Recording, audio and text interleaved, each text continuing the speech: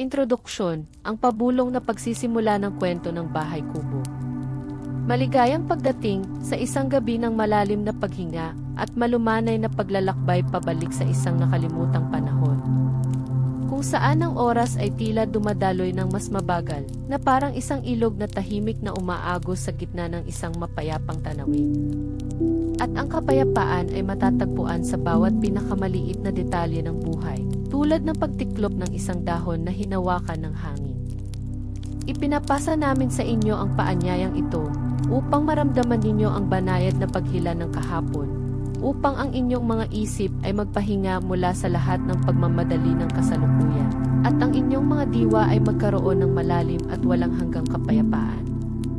Narito tayo, sa bukang liwayway ng isang tahimik na araw sa Pilipinas, isang araw na dahan-dahang nagbubukas, na parang isang bulaklak sa unang sinag ng araw. Ang mga unang sinag ng araw ay dahan-dahang gumagapang sa ulap, na tila mga gininto ang hibla na humahabi sa tela ng kalangitan.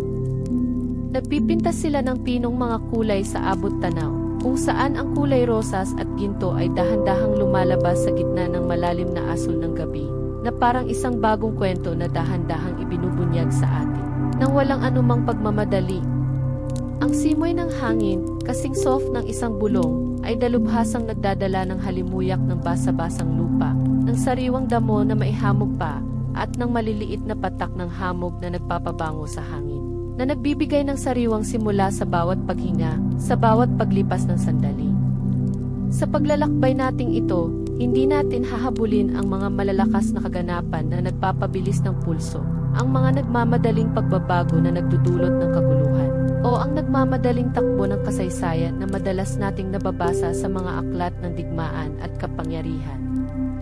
Sa halip, pipiliin nating marahan ang bawat sandali, tulad ng pagtiklop ng isang luma at pinahahalagahang tela na pinatanda ng panahon, na naglalantad ng bawat hibla, bawat kulay, at bawat bakas ng nakaraang panahon na nakatago sa loob nito.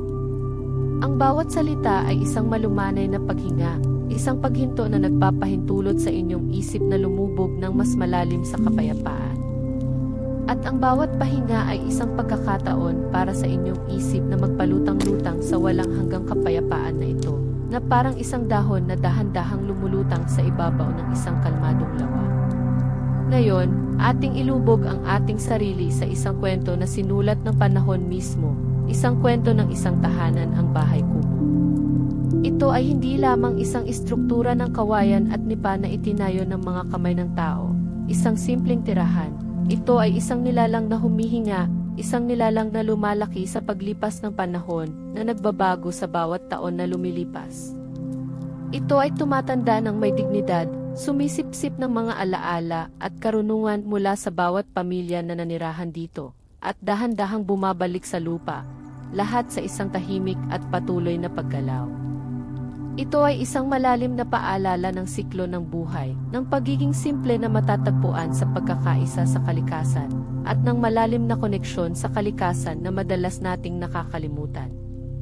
Sumama kayo sa amin sa paggalugad sa mga bulong ng kahoy na pinatanda ng araw at ulan, ang mga hininga ng kawayan na sumasayaw sa hangin na kasinggaan ng isang bulong, at ang malalim na kapayapaan na matatagpuan sa loob ng isang simpleng tahanan na pinanday ng kamay at ng kalikasan.